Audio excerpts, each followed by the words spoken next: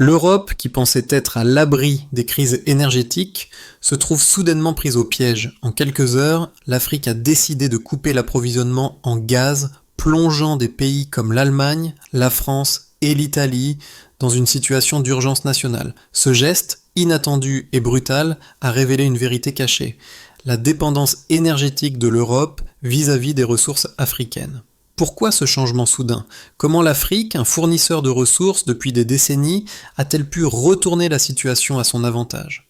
Ibrahim Traoré, un leader du changement, a bien compris que le pouvoir est désormais entre les mains des Africains.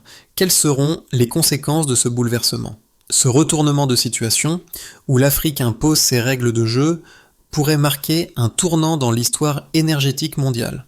Les Européens, qui ont profité pendant des décennies des ressources africaines à bas prix, se retrouvent désormais dans une position de vulnérabilité totale. Ibrahim Traoré et ses alliés savent que ce n'est pas simplement une question d'énergie, c'est un combat pour la justice et le respect des droits africains. Les contrats énergétiques, injustes depuis des générations, doivent être renégociés. Pour l'Afrique, ce moment est crucial. C'est une occasion unique d'imposer des conditions équitables pour ses ressources naturelles. Le gaz, autrefois réservé aux foyers européens, doit désormais alimenter d'abord les maisons et usines africaines. Cependant, l'Europe ne va pas céder facilement. Avec des industries paralysées et des économies menacées, le rapport de force est plus que jamais tendu. Mais dans cette crise, l'Afrique pourrait bien transformer une dépendance historique en une opportunité stratégique pour son développement. La coupure soudaine des approvisionnements en gaz venant des géants africains comme le Nigeria, l'Algérie et la Libye a fait l'effet d'une bombe en Europe. Ce n'était pas une simple interruption, mais un geste stratégique, pensé de longue date, qui a pris l'Europe totalement au dépourvu. En moins de 24 heures, l'Allemagne a déclaré l'urgence nationale, suivie par la France, l'Italie et l'Espagne. La raison? L'Afrique, pour la première fois, exige des contrats énergétiques plus justes et plus respectueux.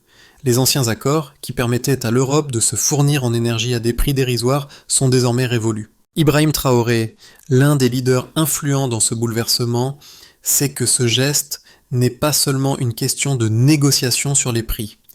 C'est un renversement du rapport de force, où l'Afrique, longtemps dominée, prend le contrôle de ses ressources et de son avenir. Le gaz, qui traversait les mers pour réchauffer les foyers européens, doit désormais d'abord être utilisé pour améliorer les conditions de vie des Africains. La pauvreté énergétique touche encore plus de 600 millions de personnes sur le continent, et cet acte est une réponse directe à des décennies d'exploitation des ressources africaines sans réel bénéfice pour ses habitants. La demande est claire: avant d'envoyer de l'énergie à l'Europe, il faut électrifier les villages, construire des infrastructures et permettre à l'Afrique de se développer grâce à ses propres ressources. L'Europe, qui a toujours considéré le gaz africain comme un acquis, doit maintenant faire face à la réalité de la fin de cette rente. Ibrahim Traoré et ses alliés veulent plus que des investissements, ils veulent une justice énergétique, avec des bénéfices qui profitent d'abord aux populations locales. Le monde entier observe ce tournant historique. Ibrahim Traoré est un acteur clé dans cette révolution énergétique africaine. D'un leader charismatique, il devient le porte-parole d'un mouvement qui va au-delà des simples préoccupations économiques. Il incarne une nouvelle génération de dirigeants africains déterminés à mettre fin à l'exploitation énergétique du continent. Son discours résonne comme un avertissement. L'Afrique ne se contentera plus de contrats injustes qui perpétuent sa dépendance. Sous sa direction, des nations africaines comme le Nigeria, l'Algérie et la Libye ont pris des décisions audacieuses pour suspendre l'approvisionnement en gaz vers l'Europe. Ce geste stratégique n'est pas simplement une réponse à la hausse des prix mondiaux, mais un moyen de forcer une redéfinition des relations entre l'Afrique et l'Europe. Les Européens, longtemps habitués à une énergie bon marché en provenance d'Afrique, se retrouvent aujourd'hui dans une position de faiblesse. Les usines, les foyers et les hôpitaux européens sont paralysés, révélant la dépendance structurelle du vieux continent envers les ressources africaines. Cependant, cette rupture marque aussi un tournant pour l'Afrique. Pour la première fois, l'Afrique utilise ses ressources naturelles comme un levier de négociation, une arme qui pourrait transformer son développement économique. Mais Ibrahim Traoré est bien conscient des risques. Bien que cette action symbolise une victoire pour la souveraineté énergétique africaine, elle expose également le continent à des représailles commerciales et géopolitiques. Néanmoins, cette décision historique ouvre un dialogue crucial sur la redistribution équitable des ressources, un dialogue que l'Europe ne pourra plus ignorer. Le choc initial a été brutal. En quelques heures, l'Europe, qui semblait avoir un contrôle total sur ses approvisionnements énergétiques, s'est retrouvée dans un état de panique. Les leaders africains, après des années de négociations infructueuses, ont pris une décision radicale, suspendre l'approvisionnement en gaz vers l'Europe. L'Algérie, le Nigeria et la Libye, trois des plus grands exportateurs de gaz naturel, ont annoncé simultanément qu'ils ne reprendraient les expéditions que si des conditions plus équitables étaient négociées. Ce geste a plongé l'Europe dans un abîme économique et industriel sans précédent. En Allemagne, la chancelière a déclaré l'état d'urgence énergétique, un scénario qui n'avait pas été vu depuis la Seconde Guerre mondiale. La France, l'Italie et l'Espagne ont suivi rapidement, mettant en place des mesures de rationnement de l'énergie et des restrictions dans l'industrie. Le cœur énergétique européen, basé principalement sur le gaz africain, s'est arrêté presque du jour au lendemain. Des usines entières ont dû suspendre leur production et les transports publics ont été gravement perturbés. Le prix du gaz a explosé, atteignant des niveaux jamais vus auparavant. La crise a touché des millions de foyers européens plongés dans l'obscurité et le froid. Pendant ce temps, les marchés boursiers européens ont plongé et les entreprises, incapables de maintenir leur production, ont licencié des milliers de travailleurs. Les autorités européennes ont rapidement pris conscience que la situation était bien plus grave qu'une simple crise énergétique. Elle était devenue un choc économique global qui menaçait la stabilité de l'Europe dans son ensemble. Cette crise a mis en lumière une vérité longtemps ignorée. L'Europe dépendait fortement des ressources africaines pour son approvisionnement énergétique. Ce n'était pas simplement une question de commerce, mais une question de pouvoir et de contrôle. L'Afrique, jusque-là perçue comme un simple fournisseur de matières premières, a commencé à revendiquer un rôle central sur la scène mondiale. Le geste de couper l'approvisionnement en gaz a été une manœuvre politique, mais aussi un moyen pour les pays africains de reprendre le contrôle sur leurs ressources naturelles. Les accords énergétiques, qui étaient autrefois établis sous la pression et dans des conditions injustes, ont maintenant été remis en question. Pour l'Afrique, cette crise énergétique est une opportunité historique de changer la dynamique mondiale du pouvoir. Les dirigeants africains, dirigés par Ibrahim Traoré, ont compris que la situation actuelle offrait une occasion unique de redéfinir leurs relations avec l'Europe et le reste du monde. Ils savent que cette crise pourrait marquer la fin de la dépendance énergétique du continent. Au lieu de voir leurs ressources extraites à bas prix pour alimenter les foyers européens, ils exigent maintenant que ces ressources servent d'abord à améliorer la vie des Africains. Le gaz, qui a traversé des milliers de kilomètres pour réchauffer l'Europe, devrait maintenant alimenter les maisons africaines, aider à électrifier les villages et à soutenir le développement industriel sur le continent. Cette action a également des implications géopolitiques majeures. L'Afrique, en suspendant les exportations de gaz, a forcé l'Europe à négocier dans un cadre totalement nouveau, où les conditions d'équité et de justice doivent primer. Mais cette décision est également risquée pour l'Afrique. En agissant ainsi, les pays africains risquent d'effectuer des représailles commerciales ou politiques. L'Europe pourrait chercher à diversifier ses sources d'énergie et s'orienter vers d'autres régions, ce qui mettrait à mal les ambitions de développement de l'Afrique. Cependant, Ibrahim Traoré et ses alliés croient fermement que l'opportunité est trop grande pour être ignorée. C'est un moment de rupture avec un passé colonial, et l'Afrique doit saisir cette chance pour créer un futur où elle peut tirer pleinement parti de ses ressources naturelles sans être exploitée. Les effets immédiats de la crise énergétique en Europe sont mesurables, avec des répercussions directes sur l'économie et la société. Le prix du gaz a quadruplé en l'espace de quelques jours, atteignant des niveaux records qui ont paralysé les secteurs industriels les plus dépendants de l'énergie.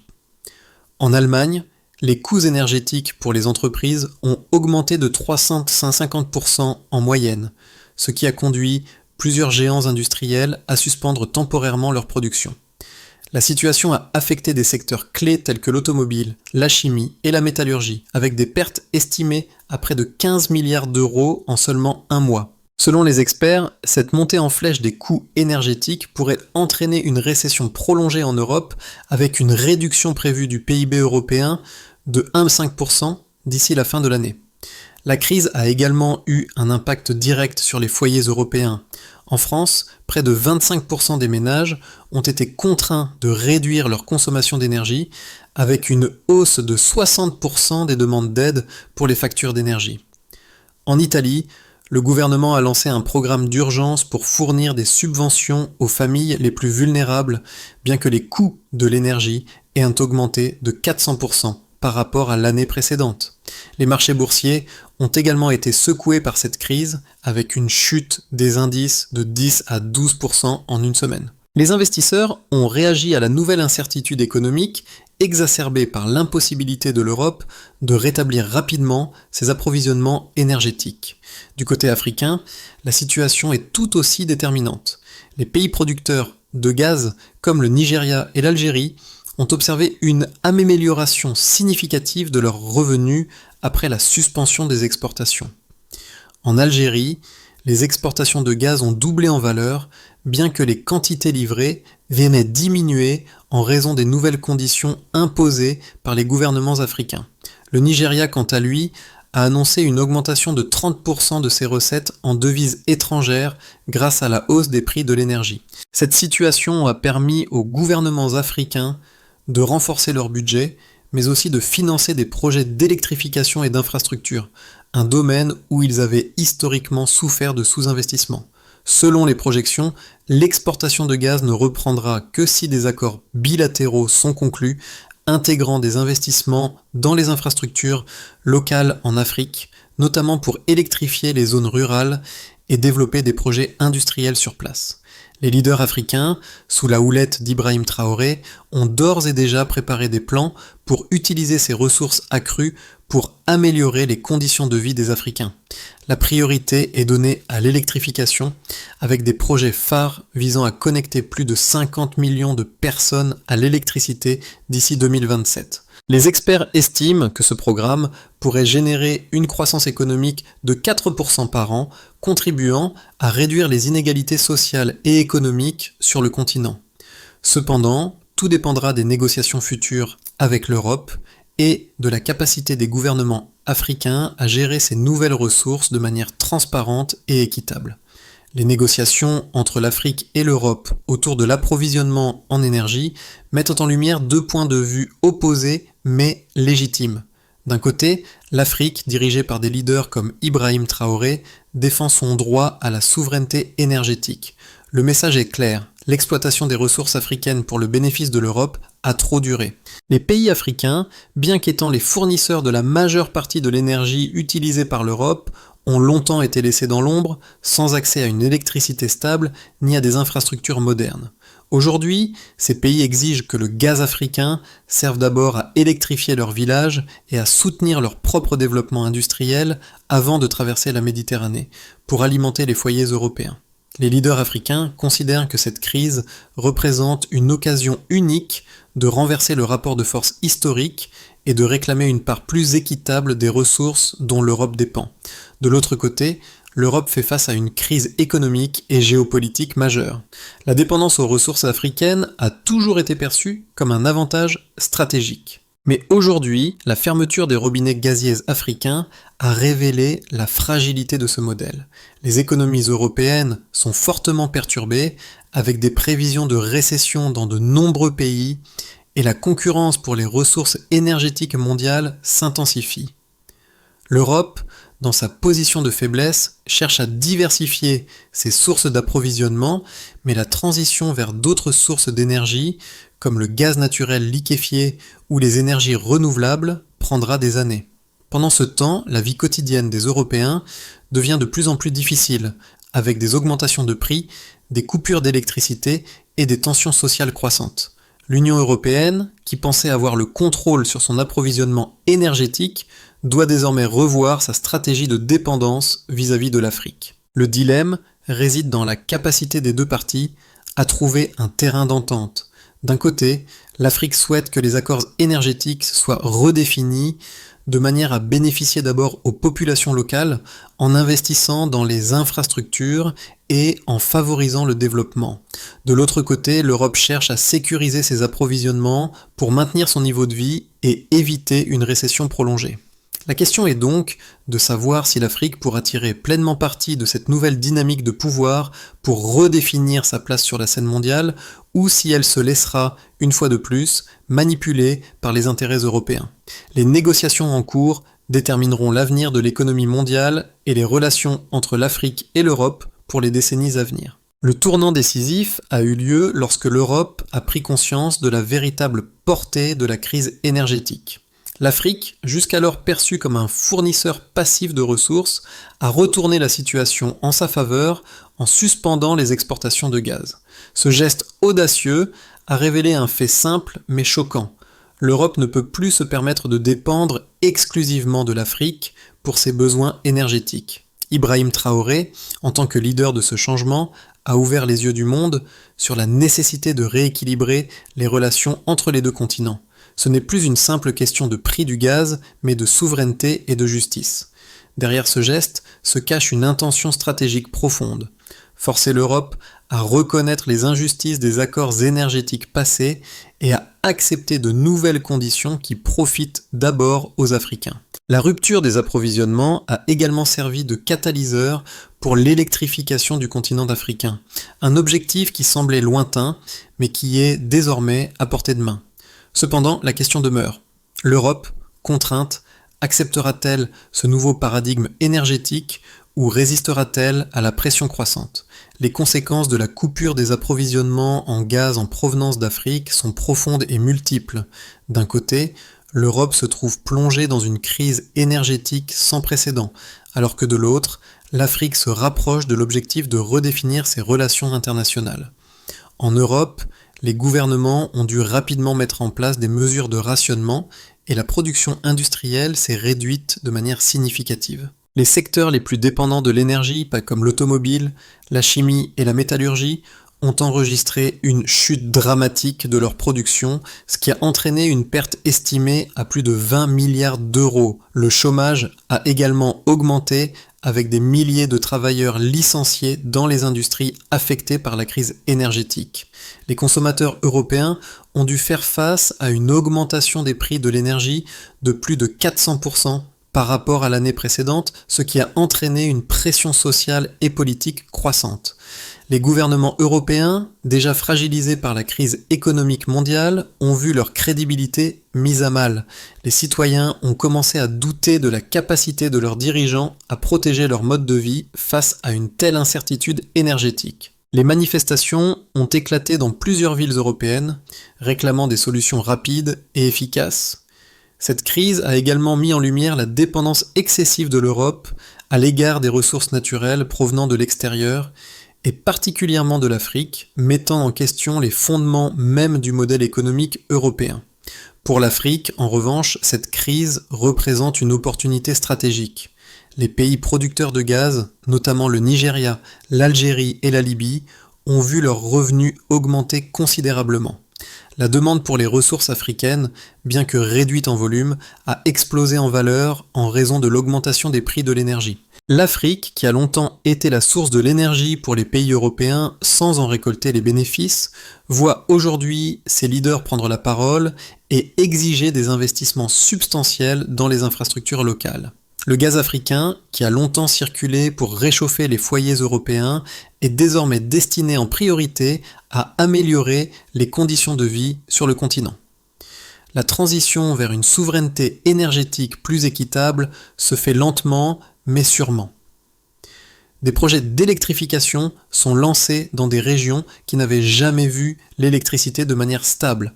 Le Nigeria a lancé une initiative pour connecter 50 millions de personnes supplémentaires à l'électricité d'ici 2030 et l'Algérie prévoit d'investir massivement dans des centrales solaires pour assurer une alimentation énergétique durable pour ses populations. Ibrahim Traoré et d'autres leaders africains continuent de faire pression sur les entreprises européennes et internationales pour qu'elles investissent dans l'infrastructure locale avant de bénéficier de nouvelles ressources naturelles. Cependant, cette nouvelle dynamique ne se fait pas sans risque. L'Afrique doit naviguer prudemment entre les répercussions de la crise énergétique mondiale et la nécessité de maintenir des relations diplomatiques avec l'Europe. Les risques de représailles économiques et commerciales sont réels, et l'Afrique pourrait être confrontée à des pressions géopolitiques croissantes de la part des puissances occidentales.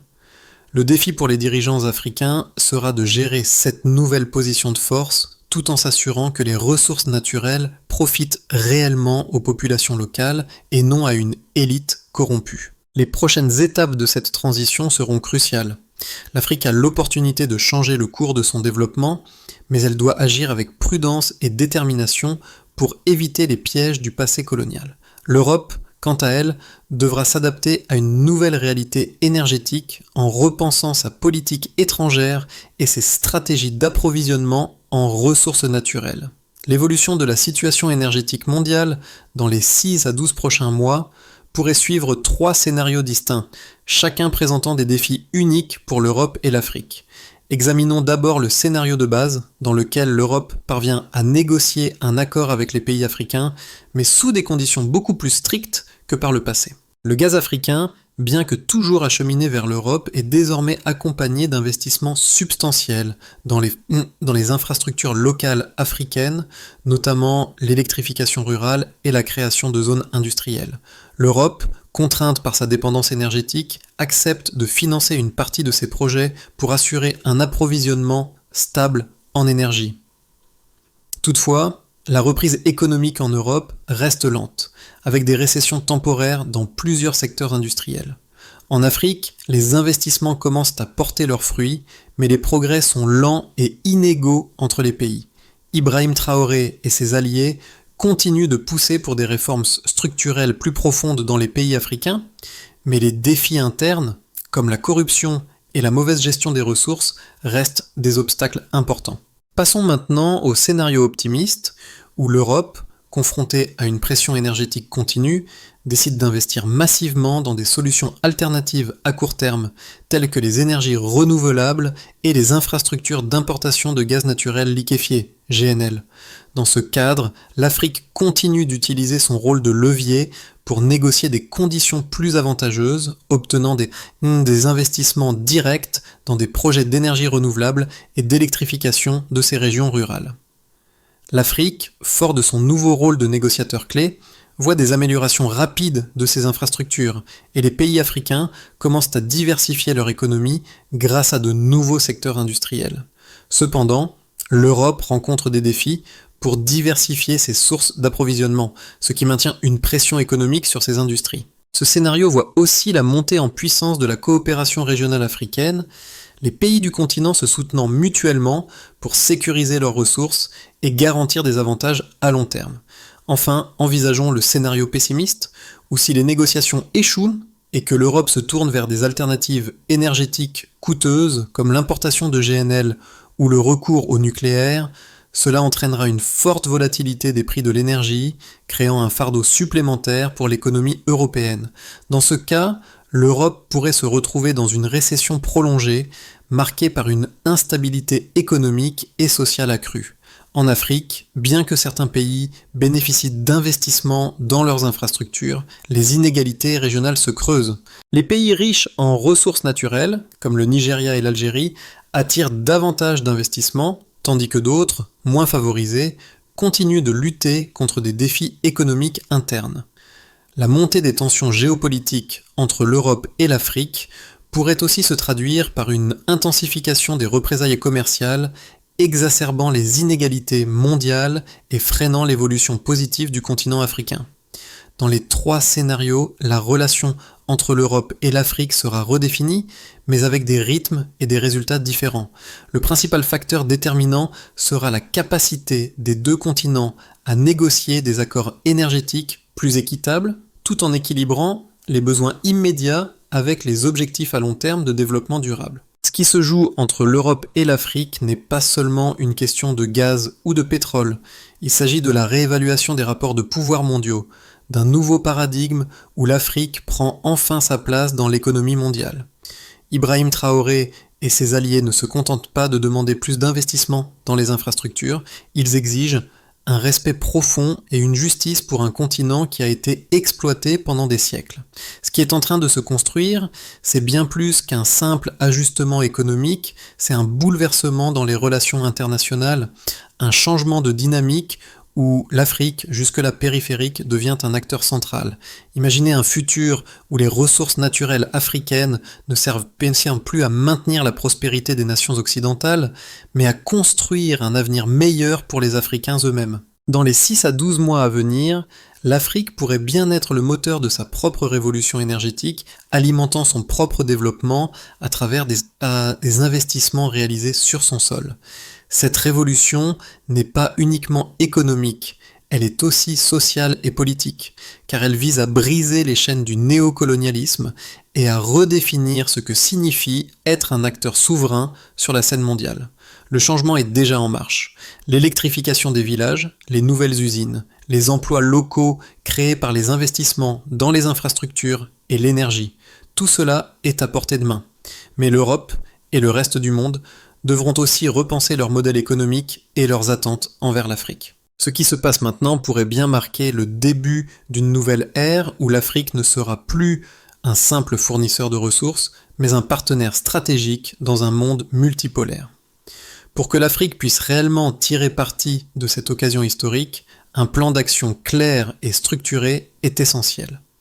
Premièrement, il est impératif que les gouvernements africains renforcent leur coopération régionale afin de garantir que les ressources énergétiques profitent de manière équitable à tous les pays du continent. Cela signifie créer des mécanismes de partage des ressources où les bénéfices tirés du gaz, du pétrole et d'autres matières premières servent avant tout à soutenir le développement interne. Deuxièmement, les leaders africains, tels qu'Ibrahim Traoré, doivent travailler avec les acteurs internationaux pour négocier des accords qui incluent des investissements massifs dans les infrastructures locales, y compris l'électrification rurale, le développement des énergies renouvelables et la création de zones industrielles. Ces investissements devraient être réalisés dans le cadre de partenariats équitables où les entreprises internationales sont tenues d'investir localement et de transférer la technologie aux pays hôtes. Troisièmement, l'Afrique doit établir des normes strictes pour garantir que les projets d'infrastructure sont transparents et bénéficient directement à la population. Cela inclut la mise en place de mécanismes de surveillance des investissements et des contrats, afin de prévenir la corruption et de garantir que les fonds sont utilisés de manière responsable.